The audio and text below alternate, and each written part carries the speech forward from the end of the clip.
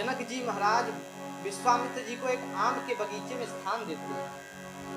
अब जनक जी और विश्वामित्र जी के मध्य में सत्संग प्रारंभ हुआ। अभी सत्संग चल ही रहा था, इतने में राम जी और लक्ष्मण जी गुरुदेव भगवान के यहाँ पधारे।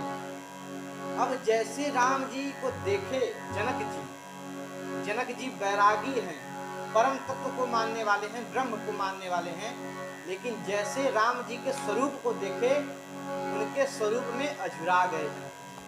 सोचने लगे, अरे इस सांवले वाले तो जानकी के लिए बड़े उचित वर लगते। सोचते सोचते बोलते हैं कि मुनिवर, कहूं नाथ सुंदर दो बालक, मुनि कुल तिलक की नृप कुल पालक। कहते हैं मुनिवर, ये दो जो सुंदर राजकुमार हैं ये कौन हैं? ये ब्राह्मण पुत्र हैं या किसी राज घर के राजकुमार हैं? तब गुरुदेव भगवान राम जी और लक्ष्मण जी का परिचय देते हैं कि महाराज, ये महाराज चक्रवर्ती दशरथ जी के दोनों पुत्र हैं। ये बड़े हैं, इनका नाम राम है, और ये उनके छोटे भाई, इनका नाम लक्ष्मण है। अब जब जनक जी परिचय पाए कि चक्रवर्ती महाराज के पुत्र हैं, तो सोचने लगे कि चक्रवर्ती महाराज के पुत्र इस आम के बगीचे में नहीं रह पाएंगे। तो गुरुदेव भगवान विश्वामित्र जी और राम जी और लक्ष्मण जी को लेकर गए कहाँ? मिथिला के सबसे सुंदर महल में तीनों लोग को स्थान दिया। तीनों लोग की सारी व्यवस्था कराई महाराज जनक ने। दोपहर का भोजन भया और भोजन के पश्चात तीनों लोग विश्राम किए। विश्राम के बाद ठीक 3 बजे पहले लक्ष्मण जी जगे, फिर राम जी जगे, फिर गुरुदेव भगवान जगे। अब लक्ष्मण जी के मन में कुछ बात खटक रही है, लेकिन वो बोल नहीं पा रहे। क्यों? गुरुदेव भगवान हैं, राम जी हैं, पता नहीं इनको मेरी बात अच्छी लगे या न लगे, इसलिए चुप हैं। यहाँ लक्ष्मण जी संदेश देते हैं कि बड़ों के बीच में तुरंत अपनी बात को नहीं बोलनी चाहिए। क्यों? बड़ा तुरंत समझ जाता है कि छोटा क्या कहना चाहता है, इसलिए छोटे को बोलने से बचना चाहिए। अब लक्ष्मण जी सोच ही रहे थे, तब तक लक्ष्मण जी की लालसा को राम जी भांप लिए। कहते हैं, लखन हृदय लालसा विसेखी, जाय जनकपुर आइए देखी। राम जी कहते हैं गुरुदेव से कि गुरुदेव, लक्ष्मण जी कुछ कहना चाहते हैं प्रभु, लेकिन आपके भय से कह नहीं पा रहे। इनके मन में जनकपुर देखने की लालसा है। यदि आपकी आज्ञा हो मुनिवर, तो इनको नगर दिखाकर तुरंत लेकर आ जाओ। गुरुदेव भगवान समझ गए कि राम, आप नगर देखना नहीं चाहते, आप नगर वासियों को अपना दर्शन कराना चाहते हैं। इसलिए गोस्वामी जी दोहे के रूप में लिखते हैं कि जाय देखी आवहु नगरो,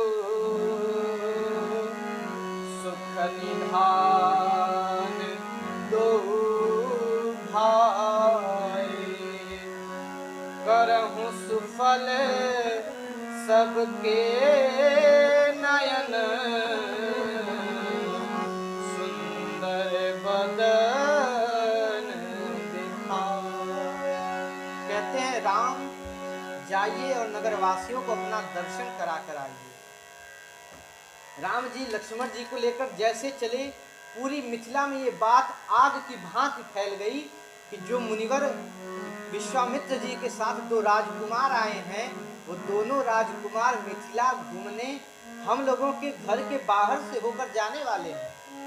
अब जैसे बच्चे सुने तो सारे बच्चे अपना काम धाम छोड़कर दौड़कर चौराहे पर आके खड़े हो गए। कहते हैं गोस्वामी जी यहाँ पे लिखते हैं कि देखान नगर भूप सुत आए, समाचार पुर बासे न पाए, कहते हैं जैसे पूर्ववासियों के कानों में सूचना पड़ी कि राम और लक्ष्मण जी आ रहे हैं कि धाये धाम काम सब त्यागी मनहु रंग निभे लूटन लागी। कहते हैं धाये धाम काम सब त्यागी, अपने काम धाम को छोड़कर ऐसे पूर्ववासी दौड़े जैसे जन्मों जन्म का दरिद्र खजाना लूटने के लिए दौड़ता है। सारे नगर के वासी आकर सड़कों पर खड़े हो गए। अब यहाँ समझिएगा, माताएं शर्म के कारण सड़क पर नहीं जा सकती, तो अपनी अपनी छत के झरोखों में खड़ी हो गई कोट लगाकर राम जी और लक्ष्मण जी का दर्शन करने के लिए।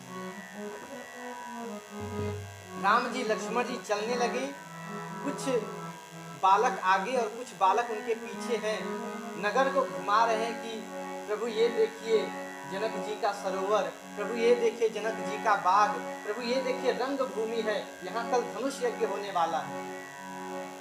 अभी नगर में भ्रमण ही कर रहे थे, तब तक जो माँ सीता की अष्ट सखियां झरोखों में खड़ी थीं, वो अष्ट सखियां आपस में बात करती हैं कि अरे देखती हो कौन आए हैं, लगता है कि विष्णु जी ही साक्षात आ गए हैं।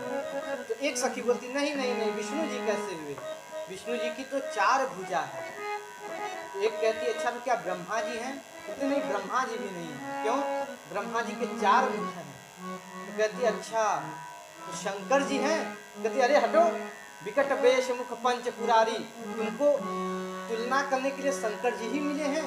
अरे भयानक स्वरूप वाले हैं शंकर जी, और ये जो इतने सुंदर हैं, इतने सुकोमल हैं कि इनके एक छवि पर करोड़ों कामदेव भी निछावर हैं। इतने सुंदर हैं ये राम और लक्ष्मण। एक कहती है कि अरे सुनती हो, तुमको कुछ मालूम है क्या, आते वक्त हमारे पुरोहित सतानंद जी की माता अहिल्या जी का उद्धार भी इन्होंने अपने चरणों से कर दिया है।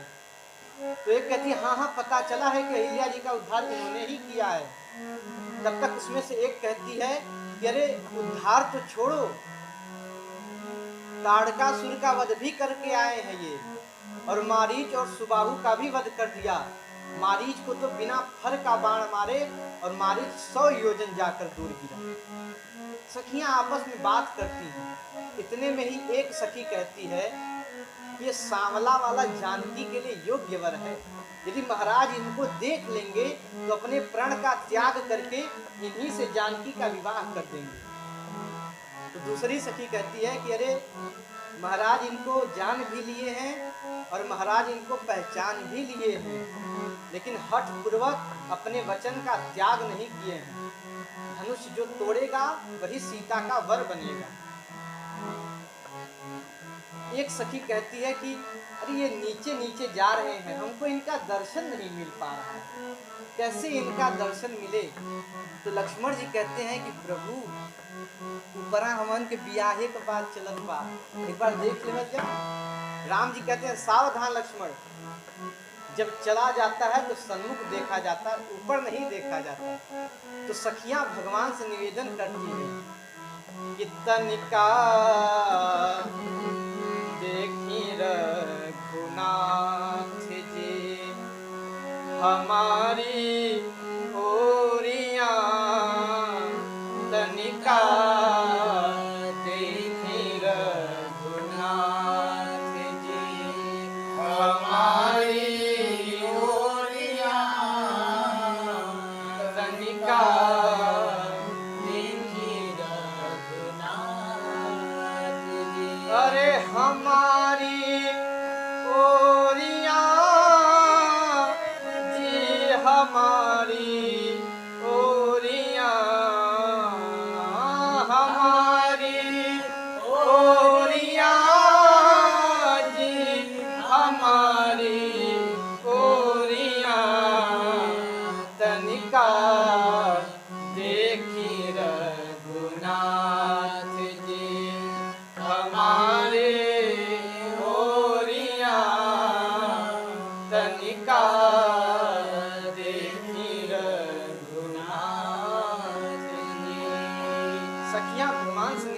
करती हैं, लेकिन भगवान तनिक भी नहीं देखते। तब सब सखियां आपस में बात करती हैं कि क्यों न इनके ऊपर पुष्प चलाया जाए। पुष्प से मारेंगे तो पुष्प से चोट भी नहीं लगेगी, और कहाँ से पुष्प आया है ये देखने के लिए ऊपर देखेंगे और इनका हमें दर्शन मिल जाएगा। गोस्वामी जी कहते हैं अष्ट सखियां मां जानकी की हाथ में पुष्प लेकर ऊपर से फेंकने लगी। जैसे भगवान के ऊपर पुष्प गिरा, भगवान की दृष्टि गई, और जिन जिन सखियों पर दृष्टि गई हो, गोस्वामी जी कहते हैं यहर सही बर सही सुमना सुमुखे सुलोचन वृंद जाए जहाँ जहाँ बंधु दो तह तह परमानंद। गोस्वामी जी कहते हैं कि पुष्प फेंकने के बाद जहाँ जहाँ भगवान की दृष्टि गई, मानो सारी सखियां परमानंद में समा गईं। दोनों भैया बालकों के साथ जनकपुर का दर्शन करते हैं और विलंब जानकर बालकों को अपने अपने घर विदा करते हैं और खुद विश्वामित्र जी के पास पहुंच जाते हैं। संध्या भई है, बयारो आरती भई, रात्रि का भोजन भया और फिर विश्राम हुआ। रात्रि में चंद्रमा के दर्शन का प्रसंग है, बड़ा ही अद्भुत प्रसंग है। उसके बाद विश्वामित्र जी सोए तो राम और लक्ष्मण जी विश्वामित्र जी के चरणों की सेवा करने लगे। उसके बाद बार बार विश्वामित्र जी के कहने पर राम जी सोने गए। जब राम जी सोने गए तो लक्ष्मण जी उनके चरणों की सेवा करने लगे। जब लक्ष्मण जी सेवा करने लगे तो बार बार कहने पर राम जी के लक्ष्मण जी भी सोने गए। लक्ष्मण जी कैसे सोए? भगवान के चरण को अपने हृदय से लगाकर उनके चरणों में ही सो गए। यहाँ दर्शन करिए, सबसे पहले कौन सोया? विश्वामित्र जी, उसके बाद राम जी, उसके बाद लक्ष्मण जी। सबसे देर से सोए लक्ष्मण जी, लेकिन सबसे पहले कौन उठे? तो लक्ष्मण जी ही उठे। और यहाँ हम आज देर से सो रहे हैं, सवेरे जगैया मां। आज हम 10 बजे तक सोएंगे, आज रविवार है। लेकिन यहाँ लक्ष्मण जी संदेश देते हैं कि सबसे देर से सोइए, लेकिन यदि जीवन में कोई लक्ष्य को प्राप्त करना है तो बिना जगाए जग जाइए। लक्ष्मण जी जगे, जाकर भगवान राम के चरणों की सेवा किए तो राम जी जगे। राम जी लक्ष्मण जी जाकर विश्वामित्र जी के चरणों की सेवा किए, तब विश्वामित्र जी जगे। तीनों लोग प्रातः क्रिया से निवृत्त होकर मन में विचार किए राम जी की गुरुदेव भगवान पूजन करेंगे तो उनको पुष्प की आवश्यकता है। तो पुष्प लाने के लिए कहाँ चले? तो जनक राज के बागीचा में चले। देखिए यहाँ गोस्वामी जी बगीचे की महिमा बताते हैं। कहते हैं कि लक्ष्मण देखो, महाराज मिथिला नरेश का बाग, शरद ऋतु है, ठंडी का समय है, लेकिन लगता है कि अभी बसंत ऋतु आई है। पेड़ पर न पुराने पत्ते लगे हैं, न पुराने फल लगे हैं, एकदम ताजे ताजे पत्ते, ताजे फूल और ताजे फल लटक रहे हैं वृक्ष पर। बगीचा के एक तरफ माँ भवानी का दिव्य मंदिर है, उसके आगे भगवान शंकर की शिवलिंग है, उसके आगे एक सरोवर है। सरोवर में खूब सुंदर सुंदर मछलियां कलकल निनाद कर रही हैं। राम जी लक्ष्मण जी देखे कि माली कहाँ है, माली से पूछकर तो पुष्प उतारा जाए। तो जब माली लोगों को बुलाए तो माली और मालिन आकर राम जी और लक्ष्मण जी को बोले कि आप अंदर नहीं जा सकते। तो राम जी बोले क्यों? तो बोले देखते नहीं बोर्ड पर क्या लिखा हुआ है? जनाना बाग है, स्त्रियों का ये बगीचा है और आप पुरुष हैं, आप तो इसमें नहीं जा सकते। तो राम जी बोले कि देखिए, गुरुदेव भगवान को पूजन के लिए पुष्प चाहिए, जाने दीजिए। तो माली बोले कि ना, एक शर्त पर जाने देंगे। क्या? पहले आप हमारी जानकी जी का जयकारा लगाएंगे, तब हम आपको अंदर जाने देंगे। तो लक्ष्मण जी बोले या कि पहले ही भाभी के जयकारा लगावे के पड़ी। तो राम जी बोले कि लक्ष्मण अंदर जाना है तो जयकारा लगाना ही पड़ेगा। राम जी बोले ठीक है हम जयकारा लगाएंगे। तो माली बोले कि बोलिए जनक नंदनी महारानी की। लक्ष्मण जी जोर से बोले जय, लेकिन राम जी धीरे से बोले जय। तो माली बोले ऐसे नहीं चलेगा, दोनों लोग को तेज से लगाना पड़ेगा। फिर से बोले बोलिए जनक नंदनी महारानी की। दोनों भैया जयकारा लगाए। तब माली हाथ जोड़कर कहते हैं प्रभु हमारी क्या क्षमता कि हम आपको रोक के रखें। आप चाहें तो एक रूप में हमसे यहाँ बात भी कर सकते हैं और एक रूप में बगीचे में जाकर पुष्प भी उतार सकते हैं। प्रभु हमने तो इसलिए आपको रोका कि जितनी देर आप रुकेंगे उतनी देर आपका दर्शन मिलेगा। आप जाइए ना। राम जी लक्ष्मण जी गए, पुष्प उतारने लगे। इतने में ही माँ जनक नंदिनी अपनी अष्ट सखियों के साथ माँ गिरजा जी का पूजन करने के लिए बगीचे में प्रवेश। देखिए गोस्वामी जी कहते हैं कि पूरे श्री रामचरितमानस में पहली बार माँ जानकी का आगमन हो रहा है, इसलिए एक बार भाव और श्रद्धा के साथ बोलिए जनक नंदनी मैया की। माँ जानकी अपनी अष्ट सखियों के साथ हाथ में सुंदर पुष्प का माला लेकर आई हैं माँ गिरजा का पूजन करने के लिए। सखियां गा रही हैं कि चलो सखी पूजिया में, चलो सखी पूजिया में गौरा दरबार।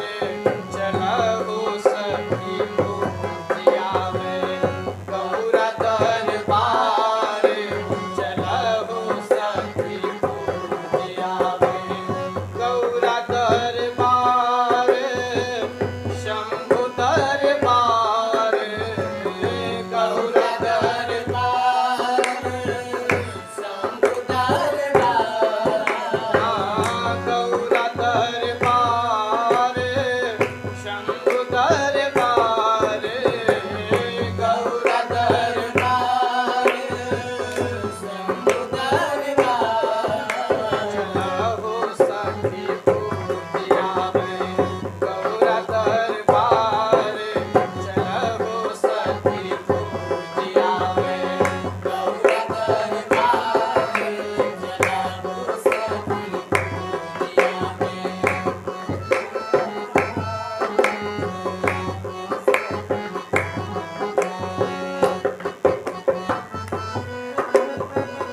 सखी पूजिया में। गौरा के पूजन करबै सब सखी हिल मिल। शंकर के पूजन करबै सब सखी हिल मिल। शंकर के पूजन करबै सब सखी हिल मिल।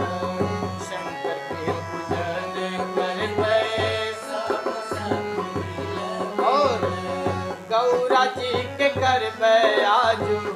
गौरा जी के करबै आजू।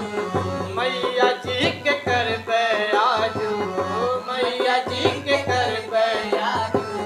16 श्रृंगार। चलो सखी पूजिया में गौरा दरबार। चलो सखी पूजिया में गौरा दरबार। चलो सखी पूजिया में गौरा दरबार। शंभु दरबार गौरा दरबार। शंभु दरबार। चलो सखी पूजिया में गौरा दरबार। चलो सखी पूजिया में गौरा दरबार। चलो सखी पूजिया में। अष्ट सखियां माँ जानकी को लेकर कहाँ पहुंची? माँ गिरजा के समीप।